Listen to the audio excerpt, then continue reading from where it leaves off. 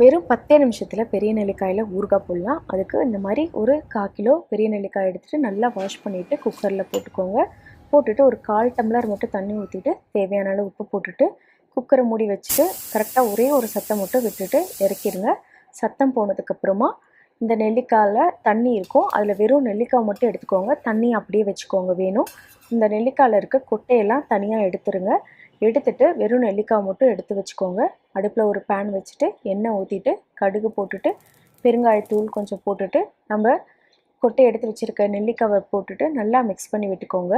Mix பண்ணி விட்டுட்டு இதில் காரத்துக்கு தகுந்த மாதிரி மிளகாத்தூள், உப்பு, கொஞ்சமாக ஃப்ளேவருக்கு காஷ்மீரி மிளகாத்தூள் போட்டுட்டு நல்லா மிக்ஸ் பண்ணி விட்டுட்டு நம்ம வேக வச்ச தண்ணியும் இதில் ஊற்றிட்டு அடுப்பை மீடியம் ஃப்ளேமில் வச்சுட்டு ஒரு 5 நிமிஷம் விட்டு இறக்குனீங்கன்னா நல்லா சுருண்டு வந்துடும். அவ்வளோதான், ஈஸியாக நெல்லிக்காய் ஊறுகாய் போட்டுடலாம். நெல்லிக்காய் சாப்பிடாதவங்க கூட இந்த மாதிரி போட்டு கொடுத்தா கண்டிப்பாக சாப்பிடுவாங்க.